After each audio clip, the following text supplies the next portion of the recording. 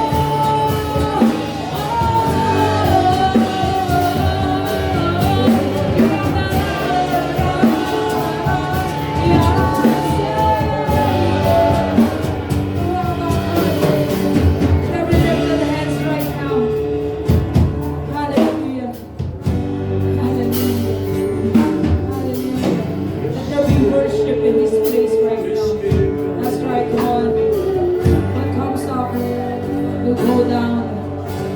Hallelujah. That's right. You have to lift your hands. Oh, you can feel the strength of the Lord right now. That's right. It's not about you anymore right now. It's about our God. It's about our God. One, the more you draw near to Him, the more He will draw near to you.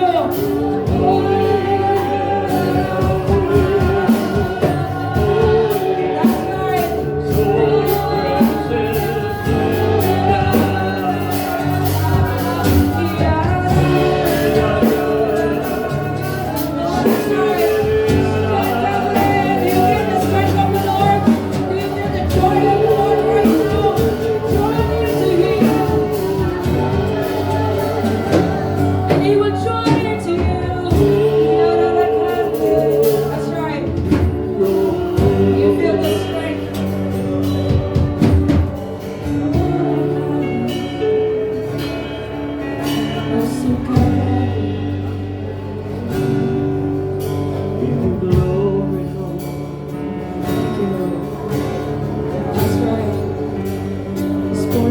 right. Even to our body right now. Those people right now. You are worthy, holy. Oh, we will not allow sickness right now to hinder us from worshiping you, oh God. Oh, we will not allow sickness right now.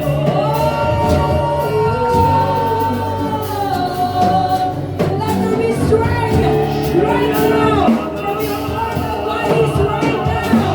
Let there be healing.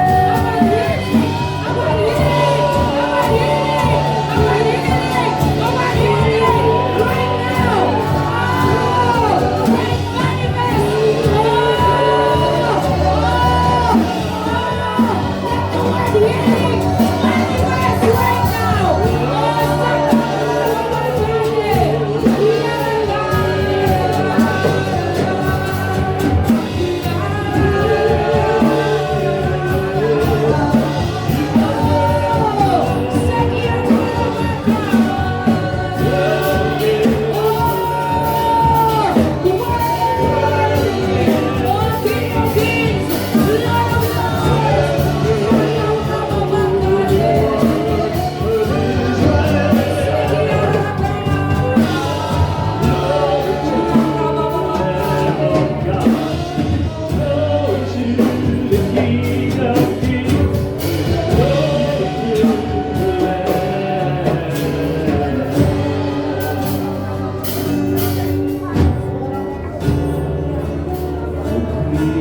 Just cry,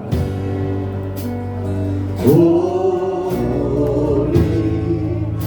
all creation's cry, holy,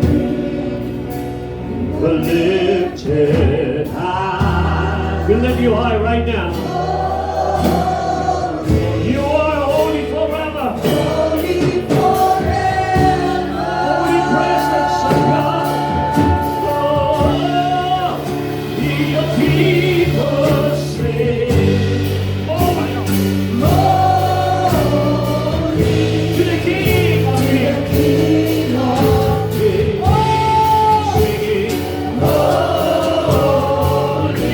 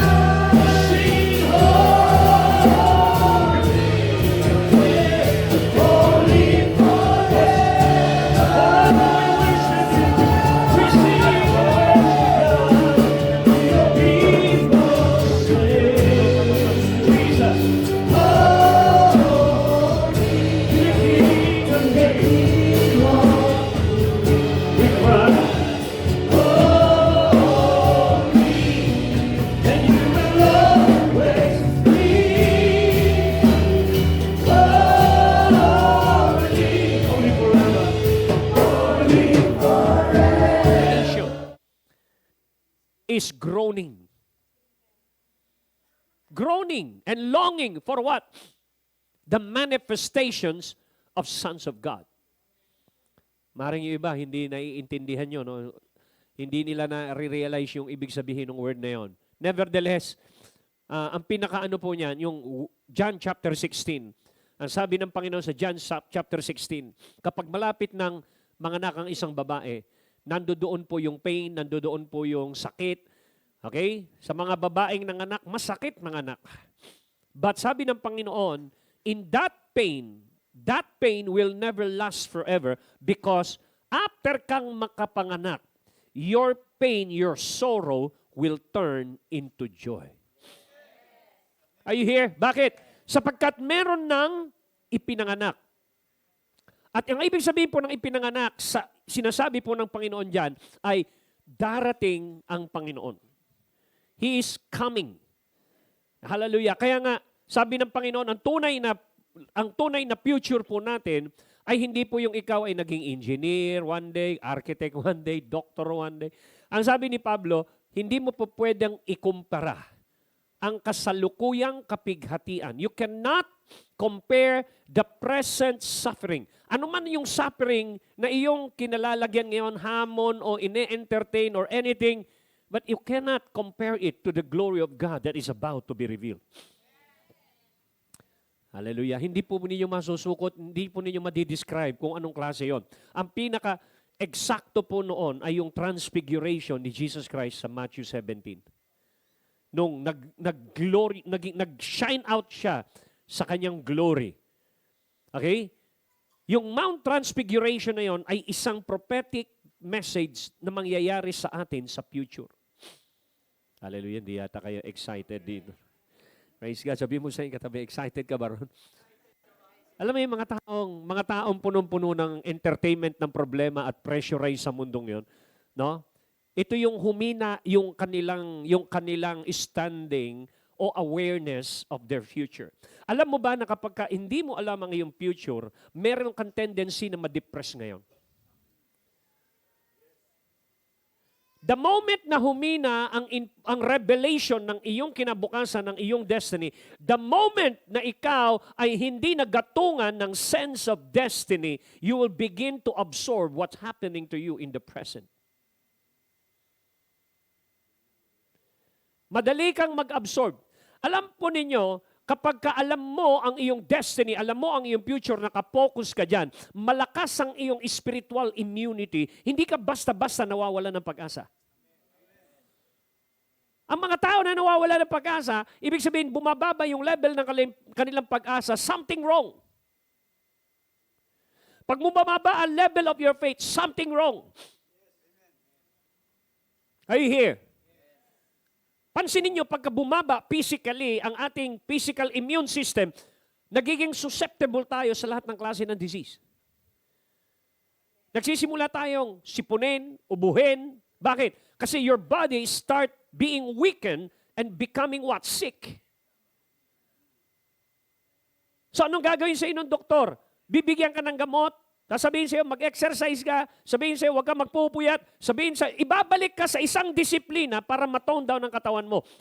At ang sasabihin ng doktor siya, kumain po kayo ng fiber, kumain po kayo ng iba't ibang klaseng prutas, magpa-araw po kayo until mabalik sa'yo ang iyong tone ng iyong katawan.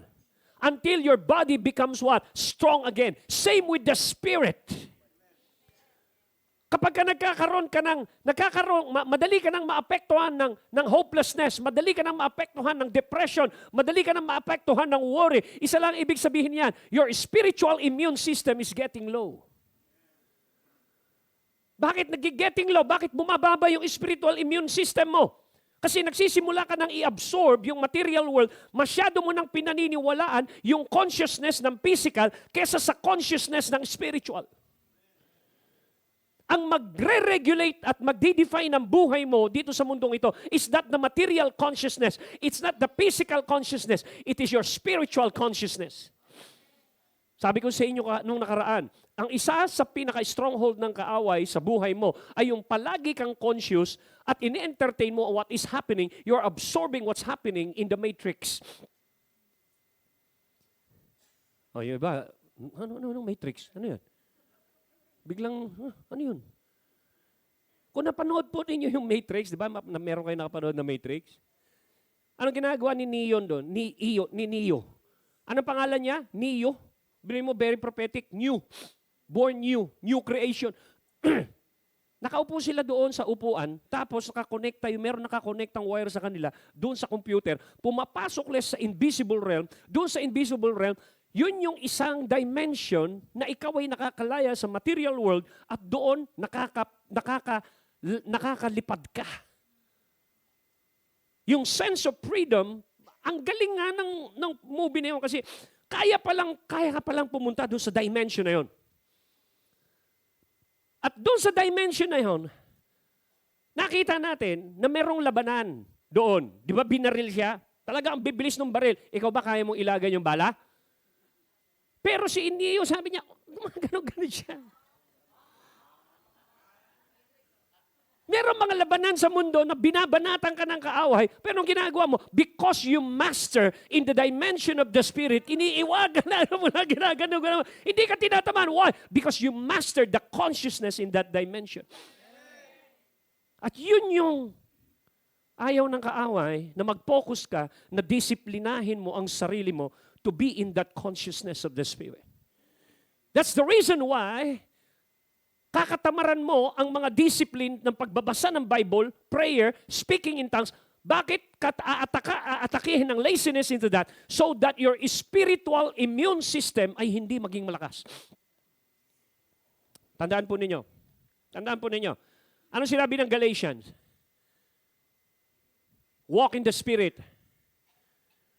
Ano kasi the word? That you may not fulfill the desire of the physical, the desire, the lust of the flesh. Pag sinabing lust of the flesh, makinig ko kayo, hindi po pwedeng ang utak nyo, pag sinabing lust of the flesh, puro immorality lang ang pinupulpil. Yung sobrang pagkain o glutton, it's a form of lust. Nasa sa pagkain.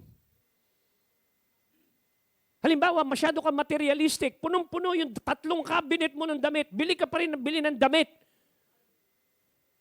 Ang tawag doon, lust of materialism. Sabihin nyo sa akin, yung bang lahat ng nasa damit nyo, nandun sa cabinet ninyo, nagagamit nyo? O nagsisimula ng mga moy? So, ibig sabihin yung mga damit na yun, hindi sila functional. It's not functional. Hanggang sa bakit hindi nyo, magpapasko na naman, magbibigayan na naman ng mga regalo, dadami na naman ang damit mo, dadami na naman sapatos mo, dadami na naman kung ano-ano, and then tatambak mo lang yon.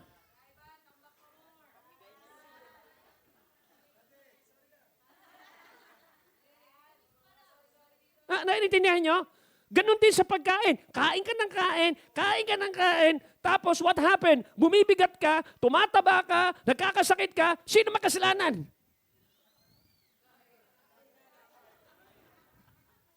Sabi ng mga scientists, yung isang meal na kinain natin, yun ay idadigest ng isang araw. 3 beses tayong kumakain isang araw, di 3 araw natin idadigest yun.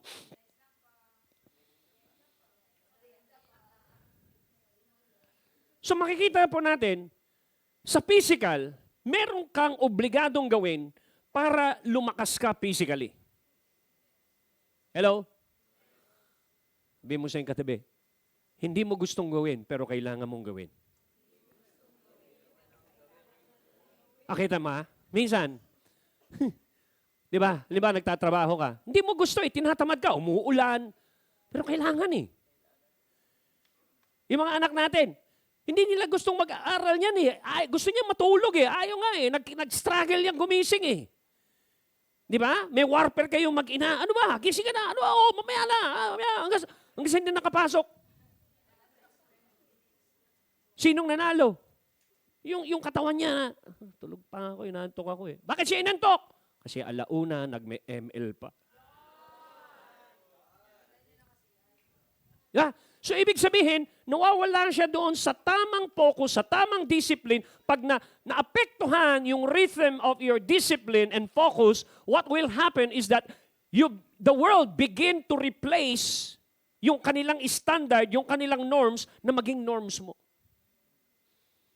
And then mawawala ka na naman sa sense of direction, mawawala ka na naman sa sense of destiny, mawawala ka na naman sa sense of focus. You begin to become more conscious again sa physical world until paikot-ikot ka na naman sa wilderness at hindi ka na nakapasok sa promised land. Hallelujah. Hello? And then cycle goes on. Cycle goes on. Bakit kailangan mo magbasa? Yung iba, Pastor, ba't kailangan ko magbasa ng Bible? Bakit? Kasi the moment na hindi nabantayan ang utak mo ng tamang kaisipan, ito makakasingit yung maling kaisipan na magpo-produce ng maling imahinasyon at yung maling imahinasyon ay mag-e-express ng maling aksyon at yung maling aksyon ay nagko-compose ng maling buhay. Kaya nagtataka, ba't mali buhay ko? Nagsimula yan doon sa isip mo. Bakit di mo nabantayan?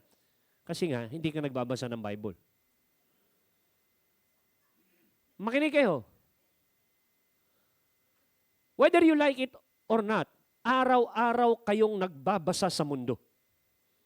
Binabasa mo ang sitwasyon mo, binabasa mo ang buhay mo, binabasa mo ang ugali ng asawa mo, binabasa mo ang pamilya mo, binabasa mo ang magiging kinabukasan mo. Marami kang binabasa dito sa mundo, except one thing, hindi ka nagbabasa ng Bible. Kaya nagtataka ka, bakit nakakapasok ang kawalan ng pag-asa sa'yo? Kasi ang dami mong in-entertain dito sa mundo instead na ma-entertain mo ang katotohanan ng Diyos. The Bible said, you shall know the truth. The truth will what? Set you free. Bakit kaya sinabing the truth set you free? From what? Doon sa na-absorb mo na buhay at in-entertain mong buhay dito sa mundo na akala mo yun yung definition ng buhay. Pero sinabi ng Panginoon kung ano ang definition ng buhay. Ano? Man shall not live by bread alone, but by every word that proceeds from the mouth of God. Bakit ang definition ng Diyos ng buhay ay salita ng Diyos? Sabi ni Jesus, the word that I've spoken unto you, they are spirit, they are life. Jesus Himself is the word. Sabi niya, I am the life. So makikita mo, konektado yung buhay doon sa word. Kaya pansinin po ninyo, one of the major things na ininanakaw ng kaaway ay yung word. Nagtanim yung sower, dumating agad yung magnanakaw para nakawin yung word. Bakit? Kasi the moment na natanim yung word, ito ay mag-uugat, ito ay magbubunga sa buhay mo ng magandang bunga. Kaso, pag nawala ka doon sa discipline na yun ng focus ng word, what will happen is that nagpo-focus ka na naman sa buhay mo sa mundo. Sabi nung iba, paano pastor, hindi na ako mabubuhay sa mundo? Ganun ba ang ibig mo sabihin? Hindi. Ang ibig sabihin nun is that pwede kang mabuhay sa mundong ito sa perspective ng langit. Kaso ang buhay mo dito sa mundo, tinanggal ang langit, perspective na lang ng mundo. Meron kang spirit Meron kang spiritual life na nag-guide dapat. Your spiritual life must dominate the physical life. Yun yung buhay ng Panginoon dito sa earth for 33 years.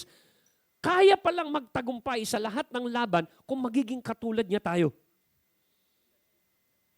Hello? Paano nagtagumpay si Jesus? Observe His discipline. He prayed. He communed with God. He was guided by the Holy Spirit. Meron siyang word na nakikipag-commune sa Ama. Nakita natin nung 12 years old siya, nakikipag-diskusyon na siya doon sa mga elders sa temple. At nakita nung mga elders doon sa temple, ng mga Pharisee, na yung word ni Jesus at age 12 is mataas na. Hello? So makikita po natin dito na kapag nanakawan ka ng word, mananakawan ka ng kaisipan. Mananakawan ka ng tamang pag-iisip na ini-impart ng Diyos sa'yo. Pagka wala kang tamang pag-iisip na binigay ng Panginoon sa'yo, maaapektuhan yung motion picture sa buhay mo, yung nire-review mo, yung pinipreview mo sa yung imagination. And then, habang nakikita mo yung negative na picture sa yung imagination, nakatulala kang ganyan, palungkot ng palungkot yung mukha mo sa pinanonood mo sa yung imagination. Sino ho rito minsan nanonood ng mga telenovela, nanonood siyang gano'n, ay, kawawa naman siya. Tapos mamaya umiiyak na, kawawa naman siya. Isipin mo, yung pinanonood mong yon sa screen na yon, nanonood ka sa yung imagination. Araw-araw yun, meron kang pinanonood sa imagination mo. Kaya minsan bigla kang ma-excite, naka-imagine ka ng mall. Ay, masarap ang pagkain doon sa food court na tayo. So your action was defined and rehearsed in your imagination. Di ba yung woman with an issue of blood, bago niya hawakan yung damit ni Lord sa kanyang imagination, nahawakan na niya, na-rehearse na niya. Makinig kayo, if victory is not rehearsed in your imagination, defeat will come. Hello? Praise God. Mukhang ano eh. Nag-almusal ba tayo lahat? Nag-almusal? Akala ko kami dalawa lang ni Alan ng puyat dito eh. Kasi matindi yung airplane na pinagdalan sa amin eh. Bumaba kami ng 10:30. Umalis kami ng dumating kami dito mag-aalauna na. Sabi ko, gusto ko nang matulog. Ang nai-imagine ko na at that time, nag-aantay kami ng baggage namin, 30 minutes, wala pa. Nung umupo na nga kami doon sa doon sa cart eh, nakaupo na kaming ganun eh. Sabi ko doon sa pengang kape, may dala akong basa na ganun. Nakapagkape na ako, wala pa yung bag. Nagsisimula nang may stir up yung inis ko. Punta ako doon sa security guard. Ba't ang tagal nun? Sir, kinukuha pa sa Terminal 3. Nasa Terminal 2 tayo. Sabi ko, mula ngayon, I understand. Hindi na ako sasakay sa Air Asia. Supposed to be maaga yung flight ko. 5:55. Alam niyo nangyari? Nagbago sila ng flight ng 4:30. Madaling araw. Nag-email daw sila doon sa agency na pinagawa na namin ticket. Yung agency, hindi naman kami in-inform. Pagdating doon, 4:45, sabi ko ba, napaaga yata tayo. Close pa yung Air Asia. Yung pala, wala na, nakalipad na aeroplano. Tapos nung pinipresent namin yung ticket doon sa counter, ang sabi niya, Sir, hindi ba kayo na-inform na nagbago ho yung flight natin. Wala kaming inform, wala kaming text, wala lahat. Paano yan? Hindi nyo kami na-inform. Kailangang ilipat nyo kami sa ibang airline. Wala ho kami sa policy yun, sir eh. Hanggang sa inaano nila yung agency, hindi na rin na makontak yung agency. So nagdiskusyon kami. Sinuot ko na yung media ko. Sabi ko, may mali kayo. Hindi nyo kami in-inform. Hindi nakarating sa amin. Hindi ba kapag ka nag-email kayo tapos nag-return back sa inyo, ibig sabihin, merong two-way communication. Wala kayong two-way communication. Kayo lang yung nag-release. So hindi nyo po pwedeng sabihin may mali kami kasi walang nag-agree. Pag hindi nag-agree yung isang party, ibig sabihin, obligado kayo na ilipat siya sa ibang schedule kasi ayaw niya. Alam nyo, natahimik yung kinuusap yung supervisor. Hanggang sa supervisor na kausap ko. Tumaas yung rango nung kausap ko. Nung kinakausap na, sir, talagang ito, pinakita namin may email. Oo, nandyan ako, may email. Ang tanong ko, may confirmation ba na nag-agree siya sa'yo? Wala. So hindi nyo pwede i-cancel yung ano namin. Gusto naming umalis. Wala raw sa policy nila yon. Ang policy nila, yung susunod na flight, doon kami. Sa Cebu Pacific naman, pag na-miss mo yung oras mo, cancel na yon. Magbabayad ka uli. Ganun sila kalupit. Ang isang maganda lang na airline, Philippine Airlines. PAL. So sabi ko, Lord, siguro talagang doon kami sa PAL. Walang problema sa baggage. Pagkain, meron mga kakain. Meron eh. Kasi sa Cebu Pacific, entertain ka lang ng mga laro-laro eh. Kukuha mo lang yung pouch, lalagyan ng sipilyo. So makikita ninyo na out of that scenario, no? Kapag ka ina-absorb mo na yung sitwasyon na yun, you start being affected. Nagugulo ka na. Kasi gusto mo mangyari yung gusto mo. Ito pa masakit. Di bumalik kami. Hindi na namin ginulo yung si James para ihatid kami o sundin kami sa airport para bumalik sa bahay nila. Mga alas 6 yun eh. 6:30 nakakuha kami ng van. 200 pesos mula sa airport papunta doon sa Kauswagan. From Lagindingan to Kauswagan. Bumaba kami doon sa Petron. Binabama namin lahat ng gamit. Pati yung maliit kong yung tinatanggal yung trolley, di ba? Tinatanggal yon. Nakababa yun.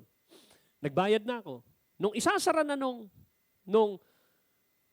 driver, yung kanyang van, hindi namin alam na yung maliit na na maleta, na ibalik niya uli doon sa van. Hindi naman namin alam. Lahat kami, umuwi na. Mag-aalas 12 na, maliligo ako. Sabi yung David, nasaan yung maleta? Maliit. Hinanap. Wala yung maleta. Paano kung maliligo niyan? Wala yung maleta. Panibagong sitwasyon na naman yan. Nakaka-stir up na naman. Bakit di mo binaba ko yun, nakita pa niya eh. Yung driver, akala niya, hindi sa amin, ibinalik doon sa van. Pagkakain namin, diretso kami sa Ayala Mall. Wala ron. Hanggang sa na-trace namin yung number ng lalaki na yun. Nasaan yung maleta? Nasa airport. Bumalik. 40 minutes, travel na naman kami. Hanggang sa nakuha ko yung maleta. Bumalik kami ng bahay 2 p.m. Alam niyo ba kung anong oras kami gumising bago makapunta ron? 3 o'clock gising na kami. Up to 2 o'clock, nagtatravel ako, airport, Ayala, bahay, airport. Pagkatapos nun, nakaligo na ako. Sabi ko, ayoko nang kumain, tutulog muna ako.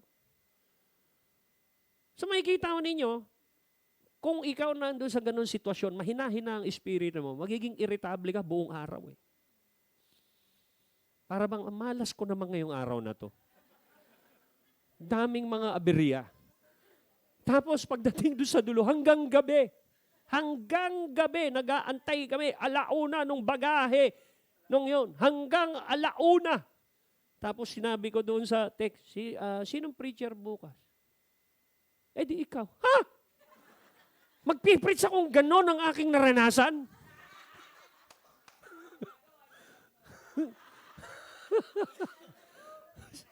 So, just imagine, ano mga ibibigay ko to, maisi-share ko sa kanila, yung mga hamon na yon, yung mga turmoil na yon, yung mga difficulties na yon.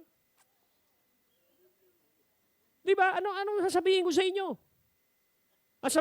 Baka sa sobrang galit ko, huwag kayong sasakay ng AirAsia, ha? Huwag kayong sasakay ng Cebu Pacific, Philippine Airlines na lang kayo. Bakit? Sa sobrang galit. Di ba? So, kung titignan mo, akala mo mga sitwasyon lang yon. But the reality, all of those situations in that day is called warfare. Responsable ka na ingatan mo yung sarili mo na maapektuhan ka nun. Are you here? Minsan, isang word lang na manggagaling sa kapitbahay mo, kaibigan mo, ka-churchmate mo, isang word lang, pwedeng magpangting ang tenga mo.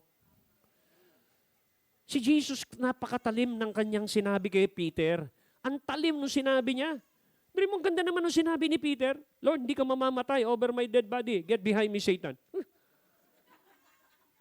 Kung mahina-hina spirit mo, ikaw si Peter, sinabihan ka na get behind me, Satan ni Lord. 3 years mong kasama, hindi ka ba ma-open nun?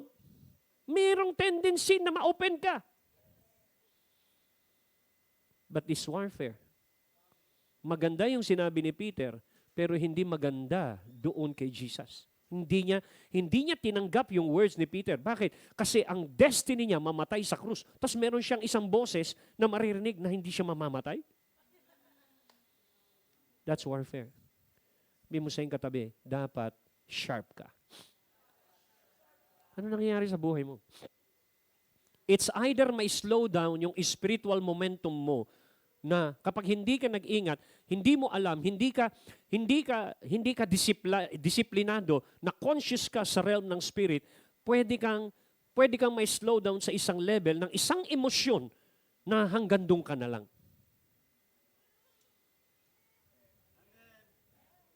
Hello? At yung lalabas yon sa mga reason mo. Minsan yung mga bata, ba't nagkaganyan ang buhay mo? Bakit ka naging addict? Bakit? Maganda naman pagpapalaki namin sa'yo. Bakit ka naglumulong sa ganyan? Ano in-entertain niya? Broken family kami. Wala yung tatay ko. Maliit pa lang kami. Iniwan na kami ng tatay ko. Pati nanay ko. Wawa naman kami. Walang nag-alaga sa amin. Kaya nagkaganito ako. See? So, kaka-entertain mo ng mga drama sa buhay, naging artista ka ng mundong ito na walang bayad. Kaya yung mga demonyo sa paligid mo, pinapalakpak ko. Galing mo, Marte. Galing mo, Marte. Sino nagbigay ng script? Sila. Sino bumulong? Sila. Paano yung script nila? Inabsorb mo sa mundo.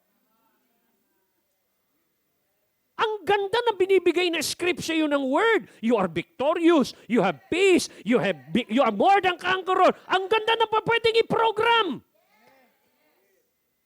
Pero bakit? Na-absorb mo para bang negatibo? Something wrong with your focus. Something wrong with your accuracy. Something wrong with your sensitivity. With your walking with God. Hallelujah. Praise God. Sabi mo sa iyong katabi, mag-focus ka. Hindi pa ako nagsisimula. Wala pa, oh. Ayan pa lang, oh. Praise God. Ito yung title natin. The Holy Spirit comes to our aid.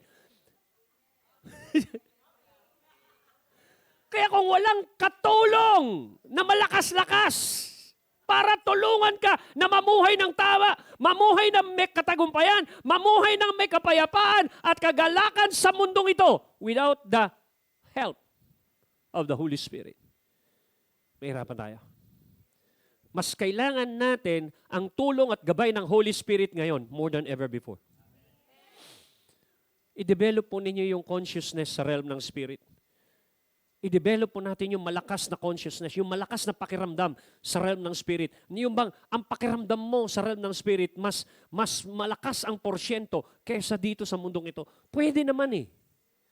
Pwede naman. Sabi mo siyang katabi, pwede naman. Kasi merong katulong, yung Holy Spirit. Sabi niya, I will send you the Holy Spirit. Hallelujah. Hindi madaling maging nanay, maging tatay. Akala mo napakadaling maging nanay, maging tatay.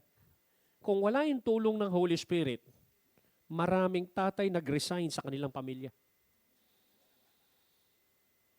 Oo. Daming nag-resign. Mga tatay, mostly tatay nag-resign. Mag-abroad yan. Ang ganda nung unang usapan. Alam mo na, may mapangarap pa sila nung una. Alam mo, pag natuloy ako, kikita tayo ng pera, magkakaroon tayo ng bahay, magkakaroon tayo ng kotse, yung mga anak natin, mag-aaral. Ang ganda ng mga pinag-usapan eh. Pagdating doon, may asawa na. Nag-resign. Nag-resign. Ginusto niya yun? Or na-absorb niya kasi humina na yung kanyang spiritual immune system na nawala na siya doon sa pinag-usapan nila doon sa Pilipinas. Kaya merong kantang napakasakit, Kuya Eddie. Tapos noon, binaliktad yon. Merong nag-compose, napakasakit, Ate Helen. Yung lalaki naman na nagsusumbong. Yung other side, yung napakasakit, Kuya Eddie, no? Lalaki yung nagsusumbong. Di ba? Yung kay Ate Helen, yung babae naman ang nagsusumbong. Naunin niyo yun. Kaya pansinin niyo yung mga kanta, may mga lyrics yun na na-program sa imahinasyon. Please release me, let me go. O, di ba? For I don't love you anymore. Nasa utak yun eh. Imahinasyon niya yun. Tapos, doon sa motion picture ng utak niya, her lips are warm and yours are cold. So, kinukumpara mo na ngayon. So, release me and let me last again. Di ba? Kasi nga, bumaba yung immune system natin. Kaya, nire-remind tayo ng Panginoon na walk in the Spirit that you may not fulfill. Dalawa lang yun eh. Spirit plus Spirit plus Spirit plus. Di ba? Ngayon, para mapalakas daw yung Spirit, pinakita ni Jesus Christ yan sa Gethsemane. Ang laki ng kanyang tendency na sumuko na sa haharapin niyang mga pagsubok. Di ba ang prayer nga niya, Lord, kung maaari. Ama, kung maaari. Huwag na akong dadaan dito. But let not my will be done, let your will be done. Paano niyang nalakaran yung will na yun? It's because he gave himself to a spiritual discipline called prayer. Pero yung tatlo niyang disipulo, hindi nakatagal sa prayer, hindi nakatagal sa discipline, natulog. Dumating yung multitude para hulihin si Jesus. Tinanong asan si Jesus? Hindi naman sinabi, asan si Peter, si James, si John. Hindi naman silang tinanong Si Jesus ang tinanong, pero ang tumakbo yung hindi hinahanap. Bakit? Bakit? Naramdaman nila yung takot. Bakit apektado ng takot? Kasi hindi nanalo sa prayer. Si Jesus na nag-pray, hinarap niya, andito ako. Bakit siya ganun katapang? Nanalo sa prayer. Mas conscious siya sa realm ng spirit kaysa sa physical. Hello? So, makikita natin dito, anong sinabi rito? So too, the Holy Spirit comes to our aid. Tinutulungan niya tayo and bear us up in our weakness. Tayo kay kanyang inaalalayan sa ating mga kahinaan. So, kung wala ang gabay at lakas ng Holy Spirit sa iyo at hindi ka nakikipag-ugnayan sa Holy Spirit, yung tulong na pwede niyang itulong sa iyo, hindi ka matutulungan. Hello? Are you here? Ang sinabi niya rito. Sabi ni Paul, we do not know what prayer to offer nor how to offer it worthily as we ought. Tawagin niyo, pagdating sa prayer, hindi natin kayang magka-breakthrough sa prayer kung wala yung tulong niya. Ulitin ko. Makinig kayo. You can never break through in prayer without the aid of the Holy Spirit.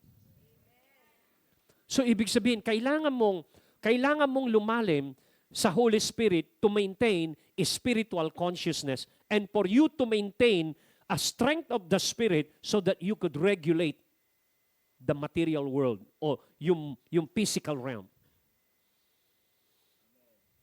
Hello? Ang sabi niya, but the Spirit Himself goes to meet our supplication and pleads in our behalf. Pansinin niyo yung word na pleads. Yung word pleads na yan, is a courtroom term. How do you plead? Sasabihin sa'yo ng judge, how do you plead? Guilty or not guilty? I plead not guilty, Your Honor. Okay? Because you plead not guilty, labanan tayo. Ipakita mo ang lahat ng ebidensya na hindi ka guilty. Sabi nung akusasyon, sabi nung nag-aakusa, nakita ko po yan! Nagnakaw ng tithes and offering! Guilty. Pero nung sabi nung Holy Spirit, yung counselor bumulong, sabihin mo ganito, 1 John 1:9. Ano 1 John 1:9? If we confess our sins, He is just and faithful to forgive us and cleanse us from all unrighteousness. So alam mo yung tayo mo. Oo, nagkamali ka. Pero ikaw ay humingi ng tawad, kaya hindi ka pa pwedeng iakusan ng kaaway forever. So yung Holy Spirit goes to meet your supplication and pleads on your behalf. Nagpi-plead siya on your behalf. Kasi hindi mo kayang tumayo doon sa harap ng judge. Bakit hindi mo kayang ipagtanggol yung sarili mo sa harap ng judge? Kasi nga, wala kang alam sa batas. Wala kang alam sa word. Wala kang alam doon sa iyong karapatan. John 3:16 lang ang alam mo. Di ba? Kaya sabi ng Panginoon, let us reason together. Ano ba yung reason ng Word of God? Para ma-justify ka. Para yung tulong na para sa iyo ay makarating sa iyo kasi alam mo yung rights mo bilang citizen of heaven, kaya alam mo yung dapat mong matanggap sa Panginoon. Meron kang ipinaglalaban. Meron kang sinasabi sa judge, di ba sinabi po ninyo, Lord, di ba sinabi mo ganito sa word? Lord, di ba sinabi mo kapag kami nagpunta rin? Lord, di ba sinabi mo, if we seek first your kingdom and your righteousness, all of these things will be added unto you. Lord, di ba sinabi mo? Pero pag wala kang masabi na ganon, sa harap ng Diyos, nakaganon ka lang. Anong gagawin ko? Ano ba pwede mo ipaglaban? Wala. Bakit wala kang ipaglaban? Kasi hindi mo alam ang iyong pwedeng ipaglaban. Bakit wala? Kasi inatake ka ng kaaway na huwag magdisiplina, huwag alamin ang iyong karapatan. Kaya nagtataka ka, no? Hindi ka kumukonsulta sa Diyos, hindi ka kumukonsulta sa Ama, hindi ka rin kumukonsulta sa pastor, hindi kumukonsulta doon sa mga kaibigan mo mayroong Word of God. Kanino ka nakipagkonsulta doon sa mga tao? Ang sinabi, Brad, daanin na lang natin sa inuman yan. Masosolve ang problema mo. Inuman lang tayo. Doon ka kumukonsulta. Kaya nagtataka ka, kinukuha mo yung advice nila, o nga, Brad, bili ka ng gin. Magkalimutan tayo ng problema. So yun yung solusyon ng mundo.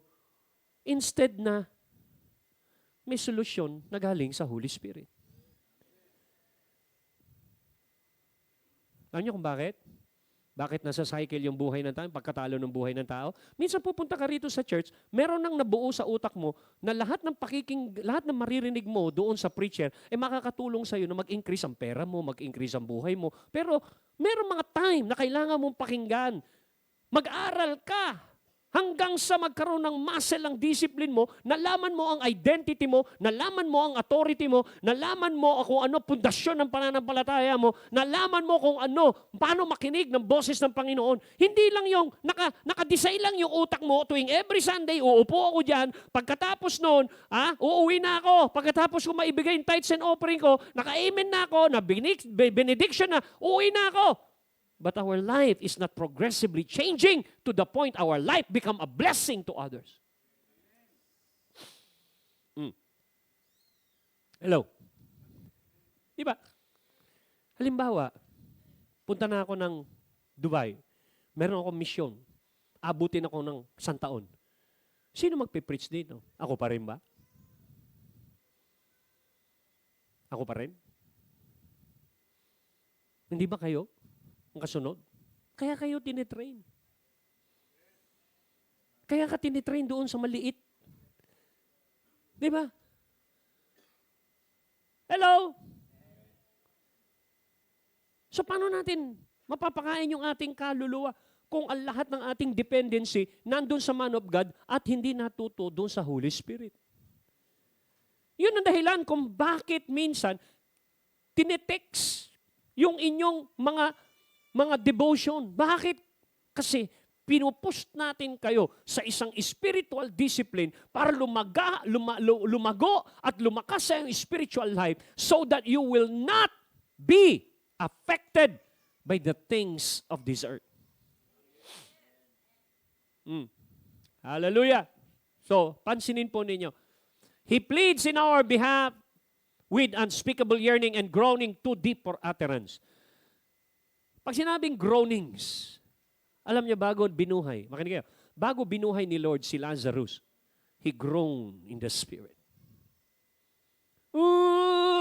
Bago siya nag-release, Lazarus, comfort. May groaning. Pagdating sa verse 27, and he who searches the hearts of men know what is in the mind of the Holy Spirit, or what is his intent, because the Spirit intercede and pleads before God in behalf of the saint according to and in harmony with God's will. So sasabihin ng Holy Spirit sa harapan ng Diyos, before God, in behalf of the saints, para siyang nagiging attorney sa harapan ng judge. Sinasabi niya, Ama, ganito po yan, ganyan, ganyan, ganyan. So, siya po ay nag-i-intercede at nagpi-plead kasi hindi mo alam kung paano. Kaya lahat tayo, pagdating sa korte, kailangan natin ng abogado. Hello? At kapag ka nagkaroon na ng verdict doon sa lower court, at hindi ka kampante, itaas natin ang laban. Ilagay natin sa Supreme Court. Mag-aapila ka ng mas mataas. Bakit? Ayaw mong sumuko sa laban.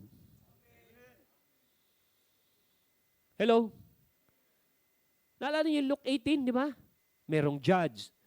Pero ang dinidescribe niya doon, prayer. Merong widow, merong nag-aakusa, may humihingi ng justice. Di ba? Bakit present niya yung Luke 18, dinescribe niya yon as a court system, tapos yung verse 1, sabi niya, kaya niya to sinabing parable na ito, that men always ought to pray and never give up. Bakit? Sapagkat yung panalangin natin, through the help of the Holy Spirit, can be answered. I said it can be answered. So, anong dapat natin gawin? Hallelujah. Sabi ng John 16:13, si Jesus ang nagsasalita. Ang sinasabi niya, when the Spirit of truth or the truth-giving Spirit come, anong kanyang gagawin? He will what?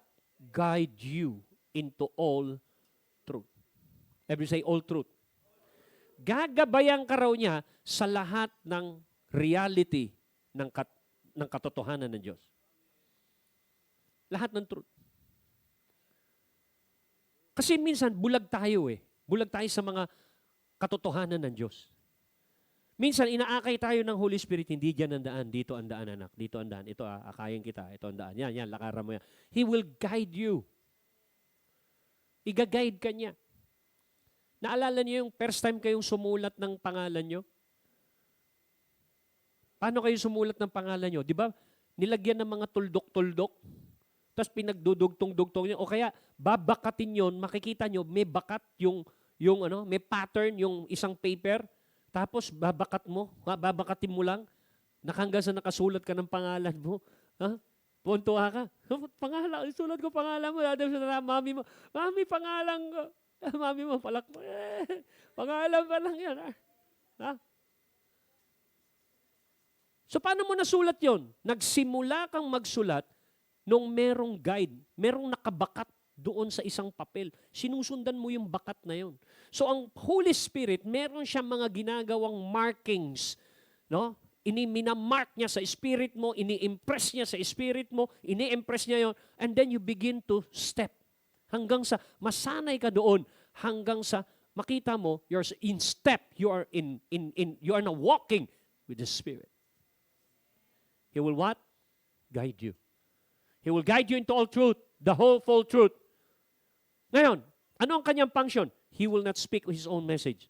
Kaya kapag ikaw ay puspos ng Holy Spirit, you will not speak your own message.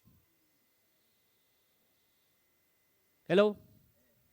Ay, nakalagay, oh. Pagkapuspos ka ng Holy Spirit, He will not speak His own message. You will not move in your own authority. You will move with the authority of the name of Jesus, the power of God, the power of the Holy Spirit. Tuturuan ka niya na hindi ka mag-assume ng authority. Yung authority mo ay naka-back up ng Holy Spirit. Sabi niya, the Holy Spirit will tell whatever He hears from the Father. So ibig sabihin, yung Holy Spirit ang meron lang access sa kaisipan ng Diyos. At yung Holy Spirit lang ang may kapangyarihan na ihayag ang pundasyon ng iyong pagkapanalo sa mundong ito. Sino ang person na magre-reveal sa'yo, na magagaranti sa'yo ng tagumpay mo sa buhay sa mundong ito? Walang iba kundi ang Holy Spirit. Hindi igagaranti ng mundo ang tagumpay mo. Hindi igagaranti ng education, hindi igagaranti ng pera, hindi igagaranti ng material world, pero igagaranti yan ng Holy Spirit. Ang tanong, gaano mo siya kakilala? Gaano ka kalalim sa Kanya?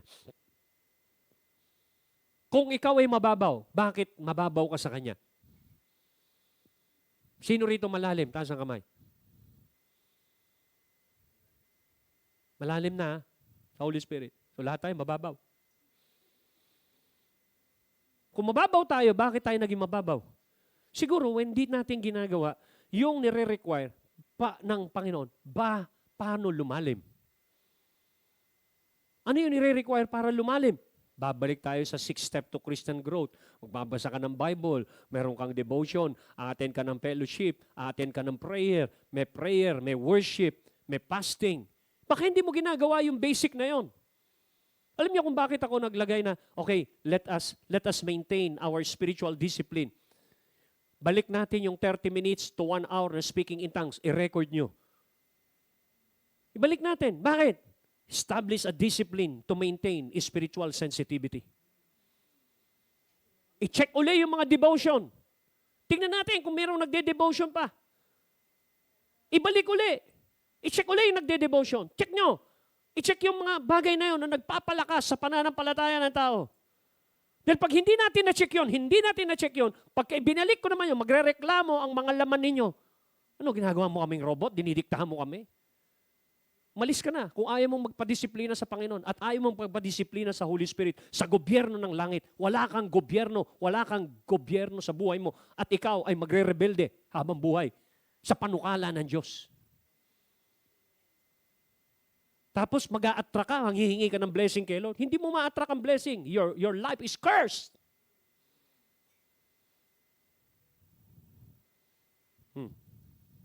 Tataka ka? Oh. Meron ka na-realize. Bakit minsan naglalagay tayo ng standard? Bawat individual, alam mo yung standard mo.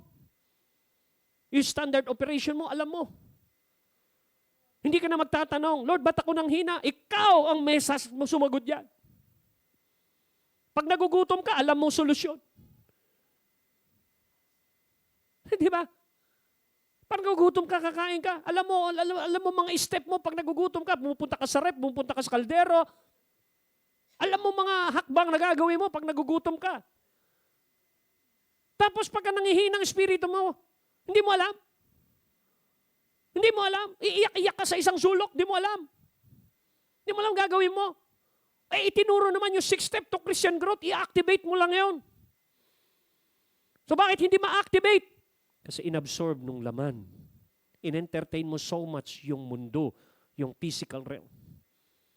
Pabalik ka na naman doon sa physical realm. Instead, nag-progress na tayo sa mas matibay pa. Sabi mo siya yung katabi, may na-realize ka? So, ano sinasabi ng Panginoon sa atin dito? One of the function of the Holy Spirit, Siya ang nagbibigay ng material sa'yo para i-announce ang mga bagay na patungkol sa kinabukasan. So, ibig sabihin, pag marami kang alam sa iyong kinabukasan, sa iyong destiny, hindi ka basta-basta nag-give in sa kasalukuyang hamon ng buhay mo. Hindi ka nag-give in dyan. Bakit? Future ka na sinabi ng Holy Spirit. Nabi ng Panginoon makinig kayo. Habang nagwo-worship kami sa Maguindanao, merong isang pastora doon. May isang pastora doon. Ni-reveal kung ano yung pinagdaanan ko. Sabi niya, pastor niyo, yung unang stage na nakita ko, nagsasagwan siya ng bangka. Habang nagsasagwan siya ng bangka, nag-turn around yung bangka na yun hanggang sa lumaki, naging barko. Yung barko, marami ng mga flag ng iba't ibang bansa. So, ano ibig sabihin nun? Ang ibig sabihin nun, no, God is about to promote my ministry from local to international level. Kaya merong mga challenges, testing. Bakit? To qualify you for promotion. Hindi pa pwedeng i-test ka nang wala, hindi pa pwedeng i-promote ka nang hindi ka tinetest. Ready na ba to? Ito pa sabi. Habang nagpipreach akong gano'n, umuulan ng pera. Yung mga bills, pumupunta dun sa mesa, nagpa-pile up sila. Bundle. Ano ibig sabihin nun? With that, sinasabi ng Panginoon na, I am assuring you of your financial breakthrough and provision. Tapos nun, pinakita doon sa kanya, sa mga kasama ko, lahat kami, tinignan, may mga singsing. Yung iba, yung singsing nandito. Hanggang dyan lang siya. Yung ibang singsing, nasa gitna. Pero yung singsing na nakasuot sa akin, kabuo. Ibig sabihin, yung level ng covenant mo sa Diyos, yung tipan mo. Kasi hindi lahat na sumasama sa'yo, ganun yung maturity nila sa tipan sa Diyos. Yung iba, tinatansya ang Diyos. Yung iba, nasa kalagitnaan, 50-50. Wala talagang lumalim doon. Kokonti. Kaya nga, yung maturity ng covenant natin sa Diyos at sa isa't isa. Exercise natin yan. Pag kinorek kayo ng mga leader ninyo, magpakorek kayo kung may tama kayo, kung may mali kayo. Ine-exercise natin yung gobyerno.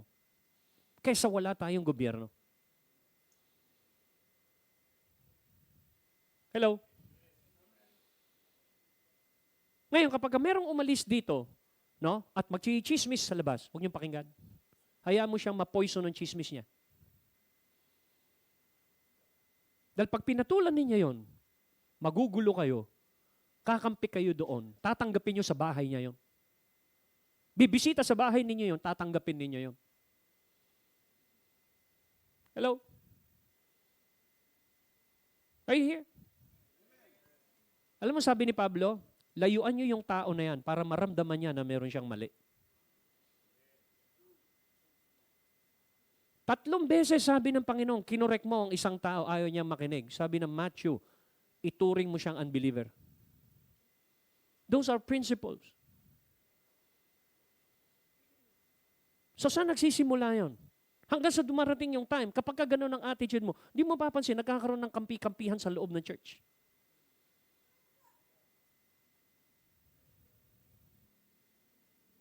Hanggang sa hindi na healthy. Ayaw na magpasakop ng mga tao. Wala nang loyalty sa Word of God na lumalabas, dumadaloy dun sa man of God, sa mga leader.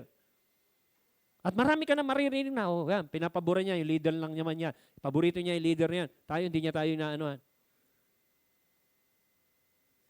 Yun ay mga virus po yun. Lahat na magkakampi, dito, umupo. Lahat na magkakampi, dito umupo. Pag hindi tayo nagbago at hindi tayo nag-mature sa mga ganyan, I'm telling you, hindi tayo magpo-progress sa isang level. Mawawasak tayo Magkakahiwa-hiwalay tayo. And I'm telling you, maraming taong pwedeng ipalit sa'yo ang Diyos. Si Jesus, nag-stay siya, sabi niya, iniwan siya nung 70. Hindi lang tayo ang nakaranas noon, nauna siyang iniwanan nung 70. Hanggang hinamon niya yung 12 ano niya, o kayo, baka gusto niyo sumunod doon sa 70. Ganon siya mag-respond. Hindi mo siya pa pwedeng ititreten mo siya nang iiwan mo siya. Ako? Iiwan mo?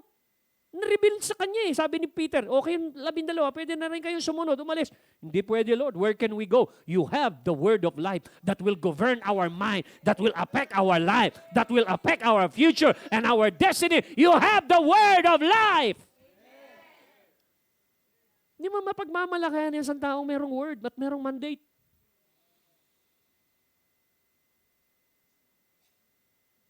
May kita ninyo, sabi niya, the Holy Spirit is the announcer of your destiny of the future. He revealed to you. Bakit niya i-reveal sa iyo ang future? Para hindi ka mag-assume. Bakit niya nire-reveal niya sa iyo ang future?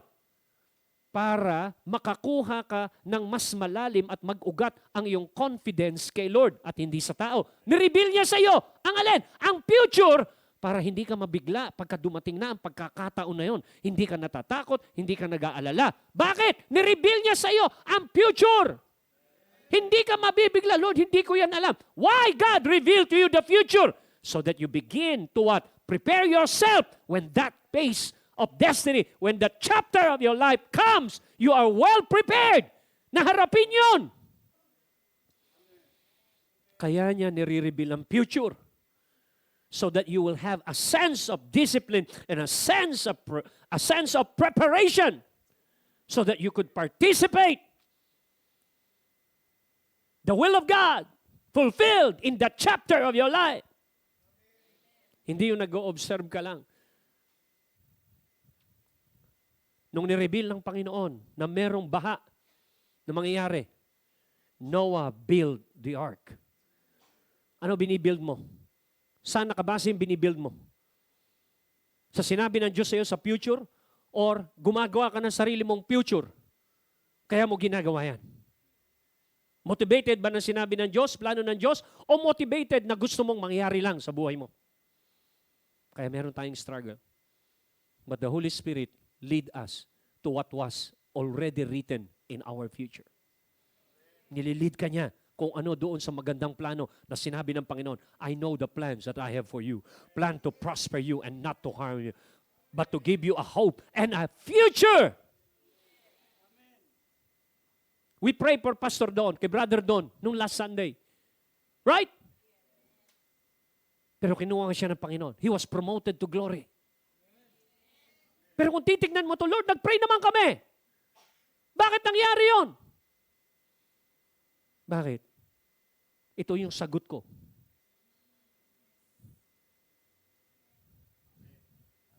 Sinagot ka. It's more than what you think. Kaya lang hindi mo gusto yung sagot.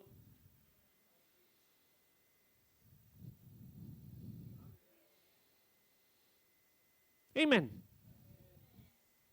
So makikita po natin, kapag kulang ka sa gatong ng iyong kinabukasan, ang dali mong bumigay sa iyong kasalukuyan. Napakadali mong bumigay sa kasalukuyan. Ang dali mong entertain yung kasalukuyan. Ang dali mong mag-give in doon sa kasalukuyan. Kasi yung future mo, hindi well revealed sa'yo. Si Jesus, alam niyo, wala siyang option. Diretso yung kanyang tingin sa krus. Wala siyang plan B. Bakit? It was revealed. Paano na lamang na-revealed? Binabasa niya yung Isaiah, the Spirit of the Lord God is upon me, and He anointed me to preach the gospel to the poor, and He has sent me to heal the brokenhearted. Binabasa niya yung scripture na yon. Thousands of years ago pa yon. Bago na isulat yon, bago siya dumating. Binabasa niya. Then it was revealed to him, this day, this is scripture is my destiny. It will be fulfilled now in my life. Paano nalaman niya na siya yun? The Holy Spirit. The Holy Spirit. He will guide you into all truth. He will give you the message. He will allow you to hear what the Father is thinking about you. So that you will what? You will know that you are not an orphan, but you are loved by the Father. Hindi ka nag-iisa sa laban na yan. Merong ama na nag-aaruga sa iyo at inihahayag niya ang kanyang kaisipan patungkol sa iyong kinabukasan para malaman mo na siya ang ama at meron siyang kinabukasan para sa iyo, sinend niya yung Holy Spirit at para sabihin sa iyo, sabihin mo yung kinabukasan nila na inihanda ko. Holy Spirit, i-reveal mo ang kinabukasan. I-announce mo ang kinabukasan nila. Yung i-announce mo, iniisip ko sa kanila. Yun ang trabaho ng Holy Spirit. Ngayon, kung hindi natin didisiplinahin yan, na lumago dito, hindi tayo magpe-pray in tongues. Hindi tayo magdi-discipline into that. Makinig kayo. Hindi tayo lalago spiritually. Hindi magi-increase ang ating spiritual sensitivity. I believe in these days, God is calling us to go deeper to the relationship and consciousness of the Holy Spirit. Sapagkat masyado nang bumibilis ang takbo ng mundo. Nakita po ni Daniel ang lifestyle natin. Sa book of Daniel, sabi niya, on the last day, knowledge increase and people will be running through and fro. Alam niyo ba ngayon? Bakit sobrang bilis ang takbo ng galaw ng mundo? Sapagkat yung computer, yung AI, yung mga robot na yan, sabi ni Elon Musk, ang kinakatakot niya sa AI at doon sa mga robot na ito, when they become coming into singularity. Pagka naging single, nagkaroon ng oneness, yung AI, yung robot at lahat ng ito nagtugma, idodominate niya ang human race. Mas matindi pa yon sa nuclear war. Kakatakutan mo ang mga robot and you will ask mercy on them. Ganong katindi. Ibig sabihin, yung ginawa mong robot will become your God. Tatakutin ka nung ginawa mong robot. I-dominate ka nun. Ganon tayo umabot sa pag-express kung anong meron tayo. Yung ginagawa natin ang sisira sa atin. Nakakatakot yun. Yung sinabi ng Romans, God will leave them to their own destruction. In the name of modern technology. Hello? Kaya kung hindi tayo lalalim sa Holy Spirit, lunukin tayo ng mundo. Hanggang sa hindi mo mapapansin na we are now applying their lifestyle instead the lifestyle of heaven. Hanggang sa mawawalan ng saysay yung salitang pananampalataya sa iyo. Na hindi na aktibo, hindi na ganun ka-healthy ang iyong pananampalataya. Why? Because you are now swallowed by a system. Na kung saan yung lugar ng Holy Spirit na ikaw ay akayin sa katotohanan, palakasin ang iyong pananampalataya, tanggapin ang pagpapala ng Diyos, mahihirapan na. Kasi yung downloader, yung nagda-download sa spirit mo, wala nang nagda-download. Kaya napakaganda na i-maintain po natin yung personal discipline ng prayer at ng word. I-maintain po natin yung ating mga cluster. I-intensify po natin. Naalala niyo yung mga preaching ko dito? It is a time of intensification. Naalala niyo yun? I-review ninyo yun. Naka-record po ito. Kumanap po kayo ng ways o paano mag-review. Hindi lang yung mga sinulat ninyo dyan. Ang dami nating naka-review. Try to review it. The Lord kept warning us again and again at sa lahat ng ito so that we could what? Ma-stretch tayo. Makinig kayo. Alam niyo kung nasan season tayo ngayon? Malapit na pong mag-rapture, malapit na mag-exodus. Ang mundo, nakakaranas na ng iba't ibang klaseng nature. ng tagutom, nakakaranas na. Rapture is imminent. Pero bago mag-rapture, meron pong isang window na nandoon that the Egyptian were stripped by Israelite with gold. Na ibig sabihin, ipaparanas ng Panginoon ng isang window. There will be transfers of wealth from the wicked to the righteous. Sasabay yun sa Great Awakening. Sasabay yun. Buburahin ng Panginoon Diyos ang reason mo, bakit hindi mo siya makapaglingkuran with such intensity, with such quality, bakit hindi ka makapag-commit sa Kanya ng todo-todo. And one of that reason is the limitation of finances.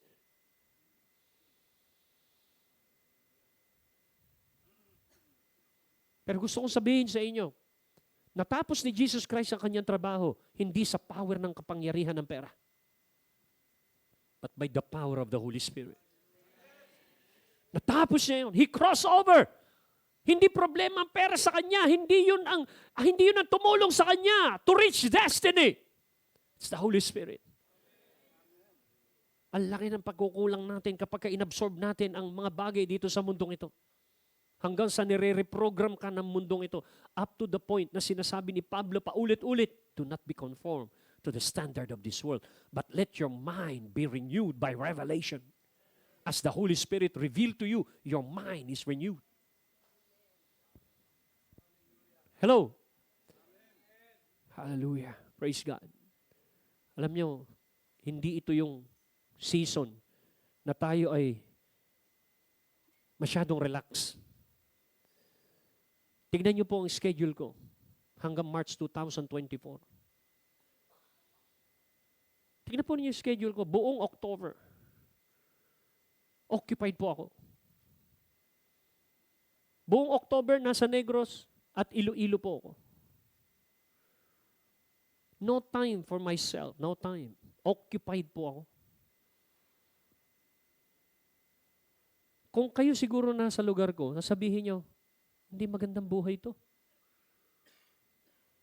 Wala nang ibang gagawin kundi mag-preach, mag-equip, mag-preach, mag-pray, mag-equip, warfare, equip. Kaya kapag mayroong mga isang araw na pagitan na sasabihin, pastor, mag-relax tayo sa dagat. Nakakapag-relax kami, hindi yun yung intention, ba't ako napunta ron? Bonus lang yun.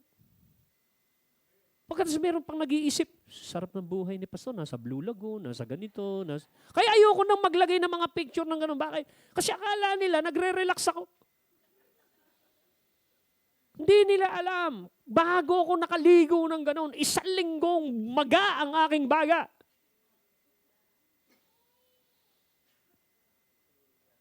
Makakayanan ko ba yun ang sarili kong lakas?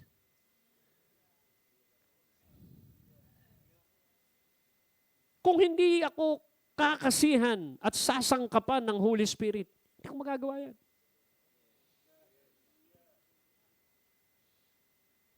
Pwede ko mag-reason, Lord, asawa ko nasa stage of process ng paggaling. Pwede bang dito muna ako hanggang sa gumaling siya bago ako gawin yung trabaho ko?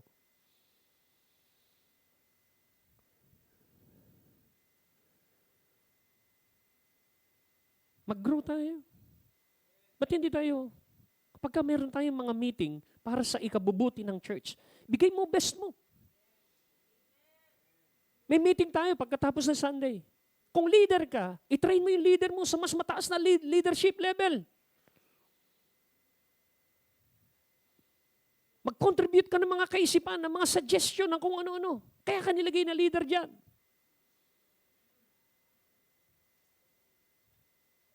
Hindi na natin.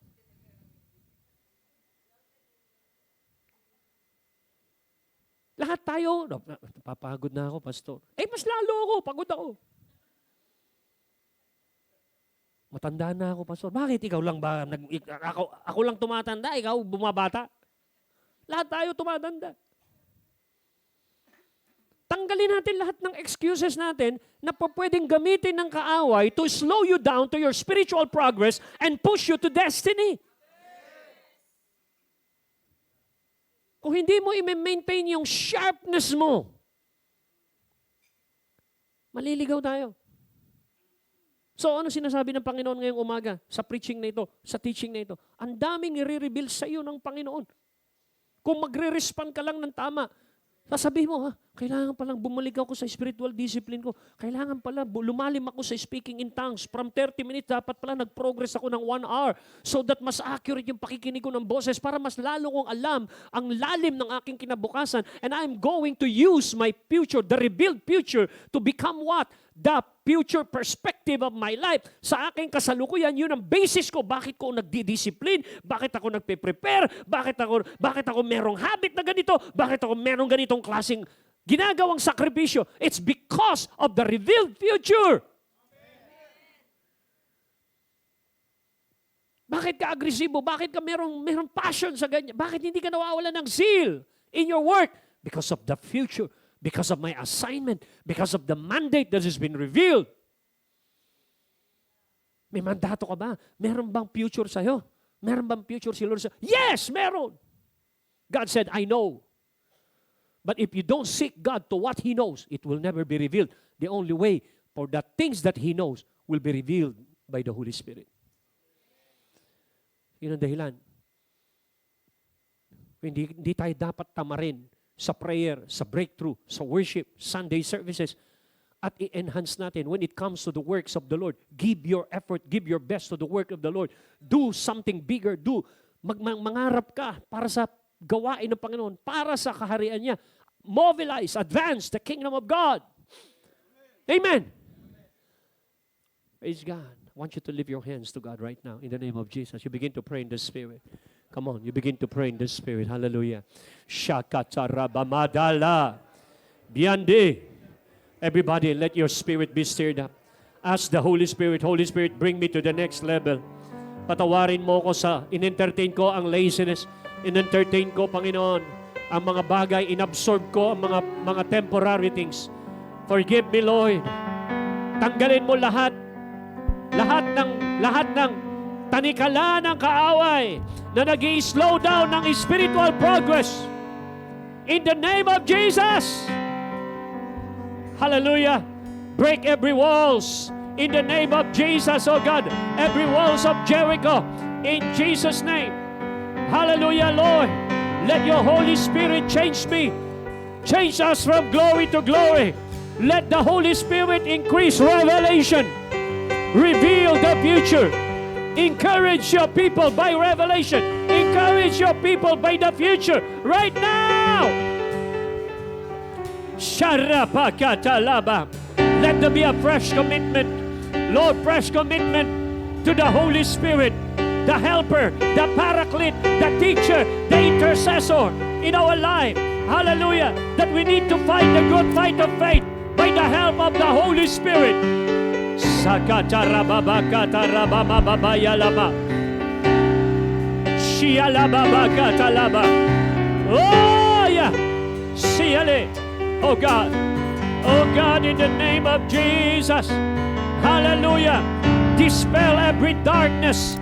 Tanggalin mo ang bawat kadiliman. Lunukin ang liwanag ng iyong kapahayagan. In the name of Jesus. Hallelujah. We will not allow the enemy to distract us. We will not allow the enemy to slow us down or discourage us by any situation, by any circumstances. We will arise and fulfill destiny.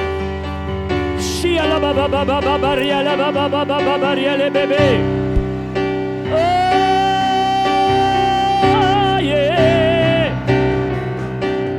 Holy Spirit, you are welcome here. Come flood this place and fill the atmosphere. Your glory, God, is what our heart long for. To be overcome by your presence, Lord. Holy Spirit, you are welcome. Why don't you welcome Him? Give more room to the Holy Spirit. Give more room. The place of our heart, the place of our soul. Oh God, your glory, God, is what our heart long for. To be overcome by your presence, Lord.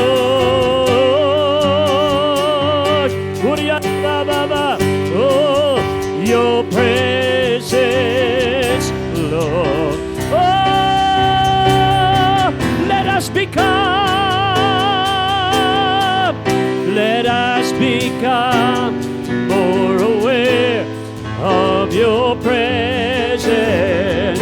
Let us experience the glory of your good. Let us become more aware of the spiritual world. Let us experience the glory of your. Sing it again. Let us become more aware of your presence. Let us experience the glory of your goodness, your presence, Lord. Holy Spirit, you are welcome here. Come flood, yes, fill the atmosphere. Your glory, God, is what our hearts long for, to be over. Thank you, God.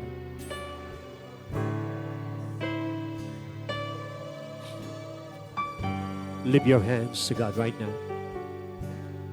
Now I want us to communicate to the Holy Spirit. Ask Him that He help us to have that routine, that discipline, to maintain spiritual consciousness. Bakit hindi ka humingi ng panibagong lakas para ma-overcome ang gravity, ang pulling down ng mundong ito? Lord, release us from cycle of wilderness. Cause us to enter into what you have promised. We do not want to die in the wilderness of flesh and carnality. We want to enter into the promised land of the spirit dimension. Let there be a shifting of our life, entering into the fullness of Christ. Hallelujah. No longer tossed by the waves of this life. Hindi na kami pwedeng alunin pa ng mga alon ng buhay. In the name of Jesus right now, there is a voice. The voice of the Spirit is saying, come up in a new level. Come up. Upgrade the level of consciousness. Upgrade your spiritual routine. Upgrade. It is a season of intensification. It is a season of accuracy. Sharabababaka. Oh, Rababa, that's why I want you to pray in tongues right now. Let there be a fresh baptism. Let there be a fresh move. Let there be a fresh move of the Holy Spirit over your life right now. So, Rebakatalababababu. Rabba, say it. Kedelebebeya. Receive the move. Thank you, God. Oh,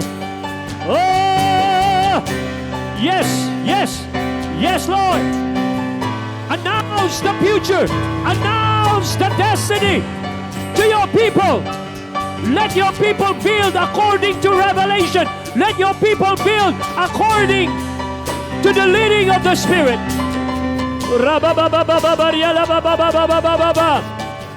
Oh,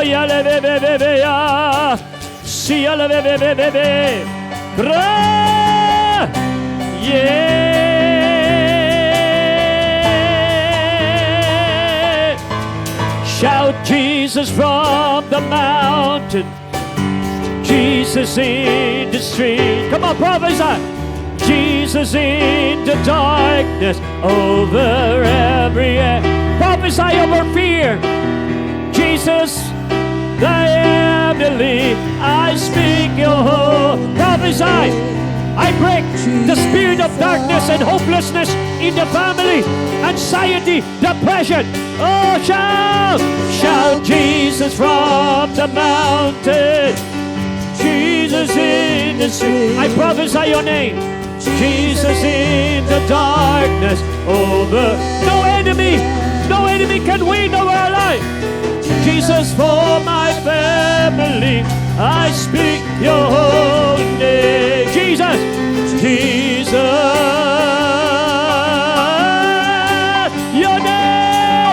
your name is power, your name is healing, your name is life.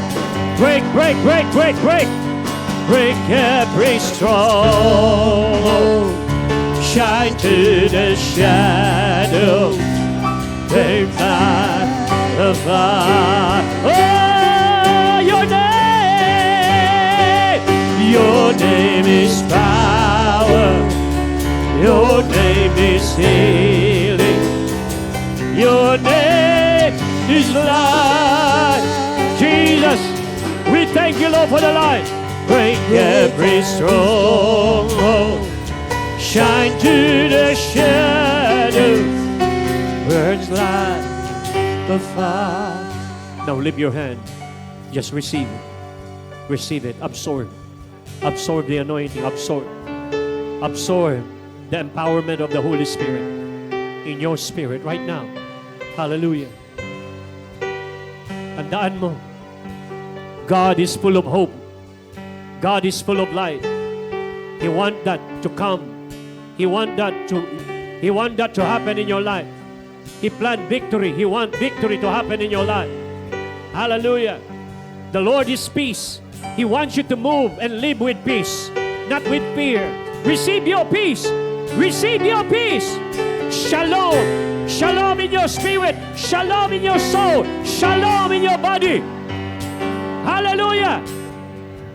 Only the Holy Spirit can guarantee you success.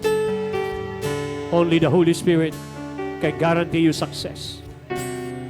I want us to close in prayer. Ipag-pray mo ang katabi mo right now. Come on, pray. Start praying. My house shall be called the house of prayer. Lord, ibalik mo ang discipline. Ibalik mo ang spiritual discipline sa iyong church, sa iyong mga tao, sa iyong mga anak. Let there be a growth. Let us enter a new level of growth in the Spirit in the name of Jesus. Oh, Rabakatalababakoya. Yes. Thank you, Lord, for your word. Holy Spirit, help us in every aspect, in every area of our life. Help us, Holy Spirit. We cannot do it without you.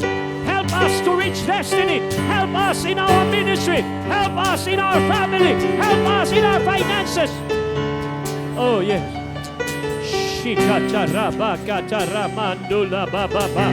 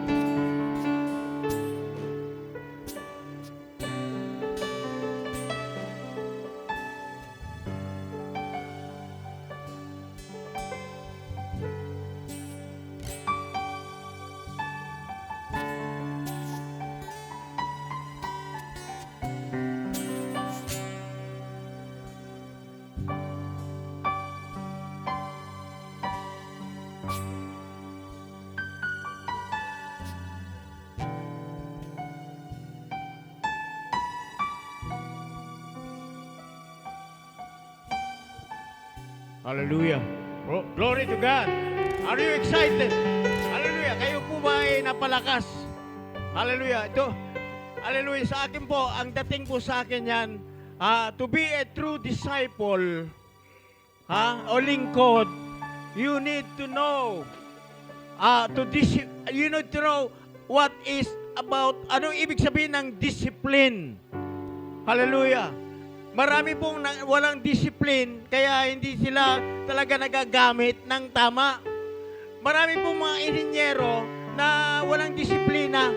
Yung pong yung kaalaman nila sa theory, hindi nila sinusunod dahil mayroon pong hardship.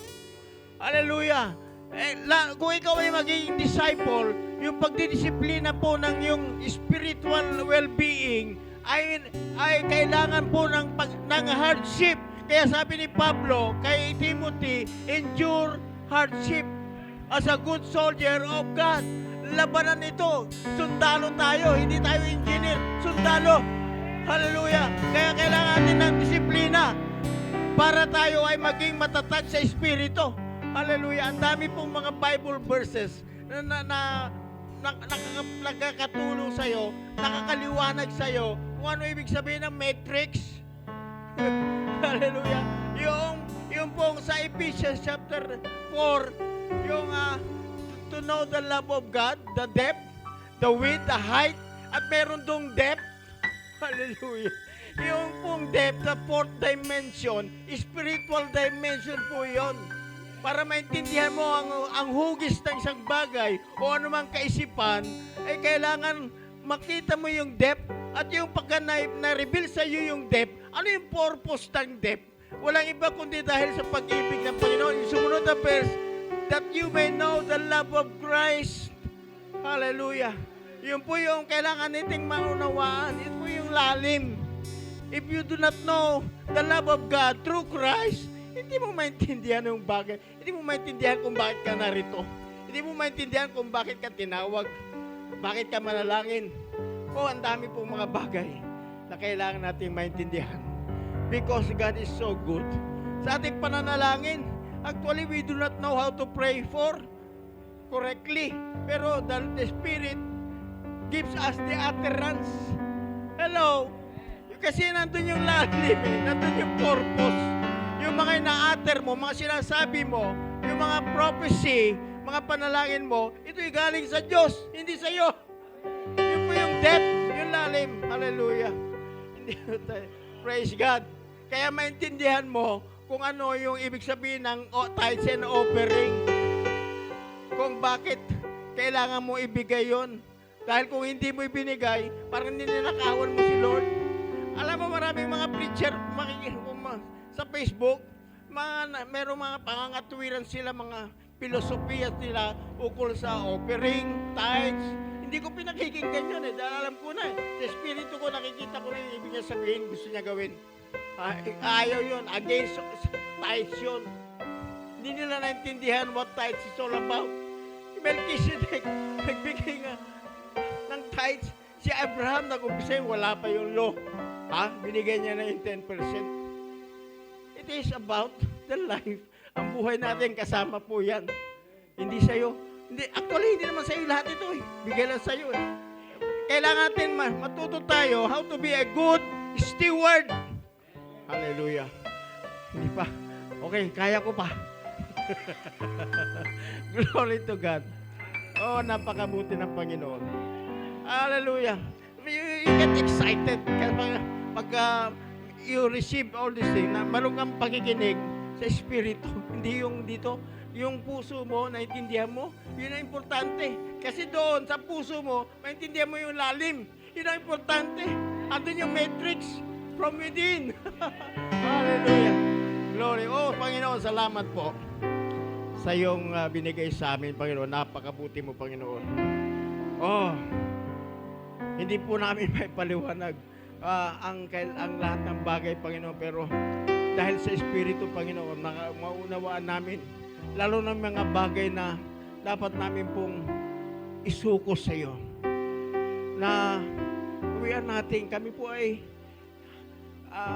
our life is you. Ikaw ang buhay namin, Panginoon. Ikaw ang salita, ikaw ang liwanag, ikaw ang lahat. Kaya sabi ni Pablo, it is no longer I that liveth, but the life that I now live in the present, I live by the faith of the Son of God. Yung pananampalataya po ninyo, yun po yung kailangan namin, Panginoon.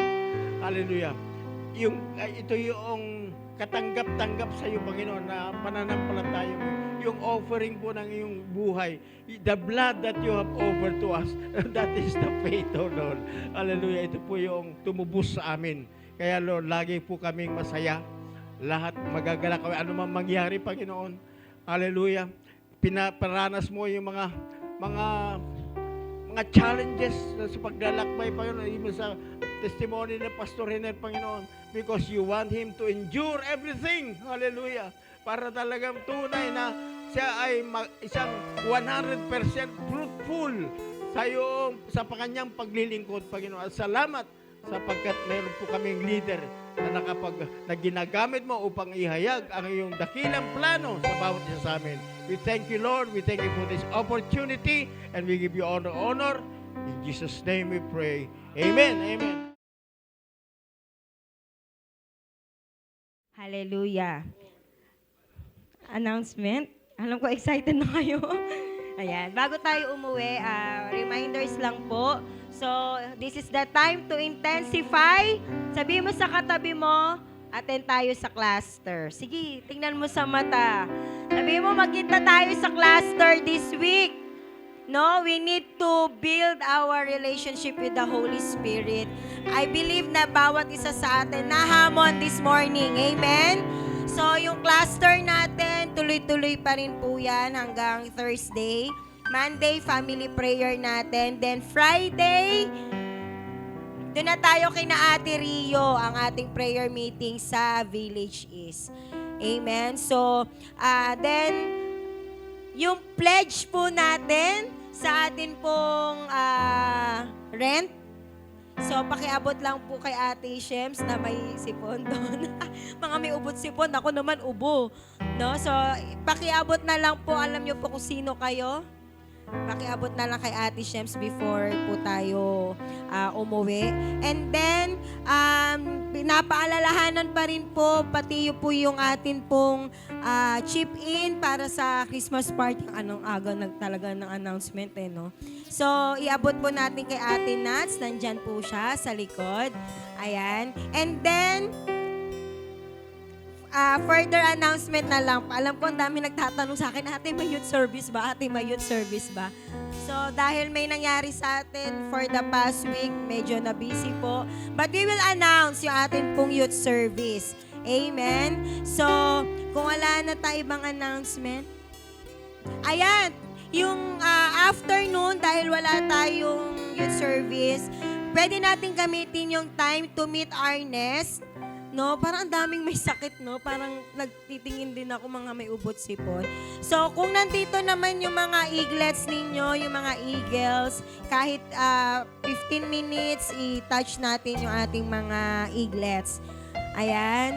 So, what else? Worship team, wala namang announcement. So, sige po, tayo po ay tumayo para sa closing prayer. Please keep in prayer din po sina Pastor Henner. Aalis po uli sila ng Tuesday. Umano lang, nag-CR lang dito.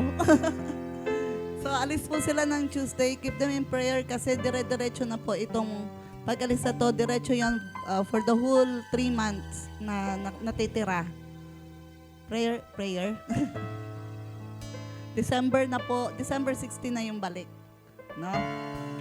So, let's pray.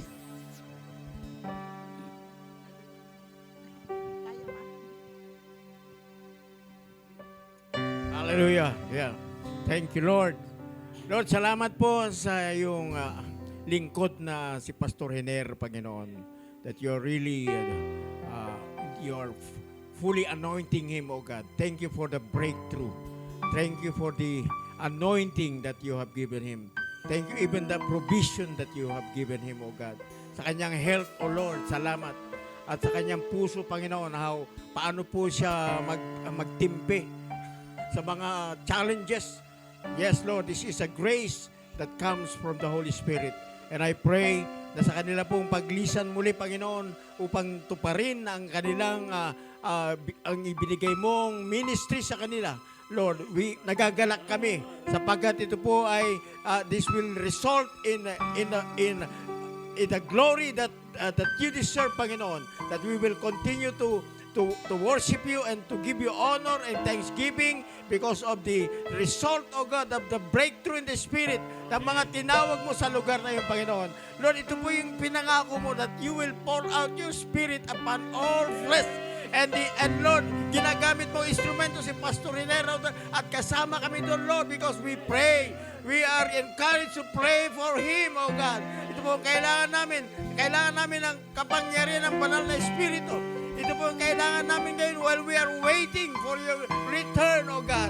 Salamat po sa pangako mo. Ito ang nagpapalakas sa aming Panginoon. This is what gives us confidence. Yung pong pangako mo yung pong naghihintay sa iyo, Panginoon, you will be glorified. When you appear, we will also appear with you in glory. What a promise, O God. This is a promise that makes us partakers of your divine nature. That is your purpose, that we will be like Jesus, that we will be like your Son, Panginoon, ang wangis mo, Panginoon. Salamat mo, Panginoon. Salamat sa testimony ng bawat isa. Hallelujah. Salamat po sa iyong patnubay at lahat po ng bagay nito ay dahil po sa iyong dakilang plano, Panginoon. Kaya po kami nagpupuri, nagpapasalamat sa iyo. Ang gabay mo, Panginoon, kay Pastor Renner, Panginoon. In Jesus' name we pray. Amen and amen. God bless you, Lord. Let us pray. Let us close in prayer. Hallelujah. Thank you, Lord, that we are not destined to live in fear. We are not destined to live in worry. We are not destined to live in anxiety or lack, O God, because we have the Holy Spirit in us, Lord. Thank you for the Holy Spirit, our helper, our paraclete, our standby, our teacher, our comforter, the one who leads us into all truth. Thank you, Holy Spirit, that you never leave us and you never forsake us. And even for this whole week, Lord God, we are confident ng pagsama mo sa amin, Lord. You are Jehovah Shammah, the one who is always with us. Hallelujah. And Lord, even this week, we are confident, Panginoon, hallelujah, of your provision, of the joy and the peace, the righteousness of the Holy Spirit in our lives. Salamat for the strength and the empowerment, O God, and the authority that you have given your children. Hayaan mo, Panginoon, na ikaw ang siyang patuloy na malwalhati sa aming buhay sa pangalan ni Jesus. Now unto Him who is eternal, immortal, invisible, the only wise God, the honor, glory. In Jesus' mighty name we pray.